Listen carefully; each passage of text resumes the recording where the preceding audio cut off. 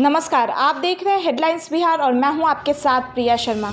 बिहार में corona vaccine अब आ चुका है और 16 जनवरी से बिहार के लोग को कोरोना वैक्सीन लगेगा। लेकिन सबसे पहले किसको लगेगा, ये सारी बातें जब मीडिया कर्मियों ने पटना के डीएम चंद्रशेखर सिंह से बातचीत करने के दौरान पूछा गया तो उन्होंने क्या कुछ कहा, पहले आप सुनिए। 16 तारीख की जो तैयारी है हम लोगों की, उस पर हम लोगों ने चर्चा की है। कुल हमारे 16 साइट्स हैं जिन पर कि 16 तारीख को हम लोग शुरू कर रहे हैं। इसमें 3 हमारे मेडिकल कॉलेज हैं, इसमें IGIMS और PMCH, NMCH 3 हैं। 3 प्राइवेट हॉस्पिटल हैं, इसमें हम लोगों का रूबन हॉस्पिटल, पारस हॉस्पिटल और अपोलो हॉस्पिटल शामिल हैं। और इसके अलावा हमारे अनुमंडल अस्पताल और PHC CHC शामिल हैं और सदर अस्पताल भी हमारा शामिल है। 16 साइट्स पर कुल 38,295 लोगों का अभी रजिस्ट्रेशन हम लोगों ने किया है, हुआ है, जिनको कि वैक्सीनेशन फर्स्ट राउंड में करना है। इसमें मोस्टली हेल्थ वर्कर हमारे हैं, आंगनवाड़ी सेविका सहायिका को शामिल करते हुए। तो इन 38,295 में 21,899 हमारे सरकारी कर्मी हैं और 16,396 ये प्राइवेट हॉस्पिटल्स में प्राइवेट हेल्थ वर्कर्स जो हैं वो सभी लोग शामिल हैं। तो इन लोगों का हम लोग करेंगे वैक्सीनेशन। 16 तारीख को शुरू होगा, इनका रजिस्ट्रेशन ऑलरेडी हो चुका है, इनकी पूरी तैयारी हम लोग कर लिए हैं।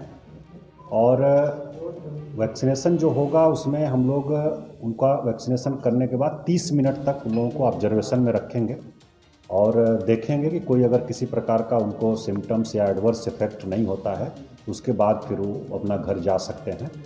और एडवर्स इफेक्ट कुछ अगर होता है तो उससे भी निपटने के लिए हम लोगों ने तैयारी किया है, पूरा पुख्ता इंतजाम किया है। वहाँ भी मेडिकल किट के साथ हमारे स्टाफ रहेंगे साइट्स पर और उसके अलावा एम्बुलेंस भी रहेगी। और बाकी हमारे जो बड़े हॉस्पिटल्स हैं उनमें भी हम लोगों ने सब अलर्टनेस रखा है कि हम लोग इसको देख सकें। दूसरा, जो वैक्सीन किसको नहीं लगेगी ये इम्पॉर्टेंट है, हम लोग सबको बता रहे हैं।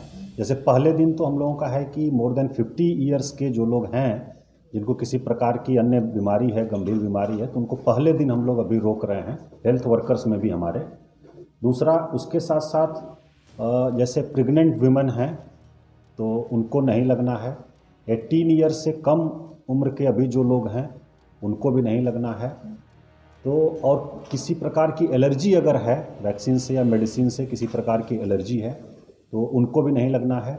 कोविड पॉजिटिव जो लोग हैं उनको भी नहीं लगना है। वो जब नेगेटिव आ जाएंगे उसके 15 दिन के बाद ही उनको वैक्सीन लग सकती है। तो इस प्रकार का भी हम लोग सभी लोगों को जानकारी दिए हैं और आपके माध्यम से भी लोगों को बताना चाह रहे हैं। और बाकी वैक्सीनेशन की हम लोगों की पूरी तैयारी है और अच्छे से हम लोग इसको कराएंगे। ऐसा नहीं है कि वैक्सीन लगते ही इम्यूनिटी एंटीबॉडी डेवलप हो जाएगी। उसमें लगभग 45 दिन का समय लगेगा।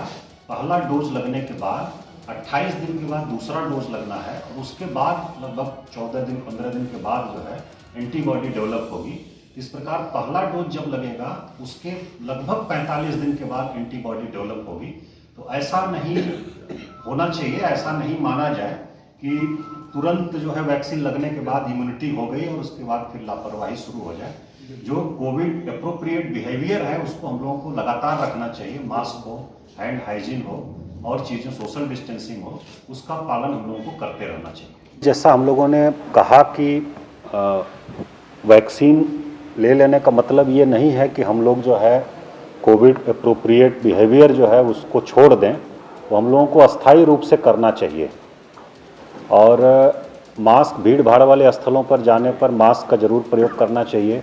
बाहर से अगर आते हैं कहीं से तो हाथ धोने की जो हम लोगों की वो आदत में हम लोगों ने शामिल किया है वो ज़रूर बनाए रखना चाहिए, हाथ धुलना चाहिए। यथासंभव जहाँ संभव सोशल डिस्टेंसिंग का भी पालन करना चाहिए।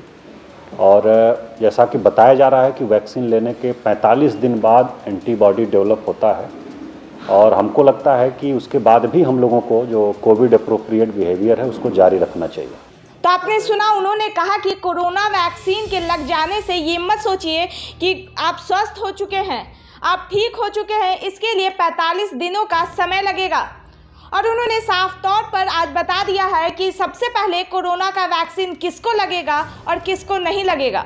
ऐसे ही तमाम खबरों के लिए बने रहिए हेडलाइंस बिहार के साथ। अगर आपने हमारे चैनल को सब्सक्राइब नहीं किया है तो सब्सक्राइब कर ले और बेल आइकन को दबाना ना भूलें। धन्यवाद।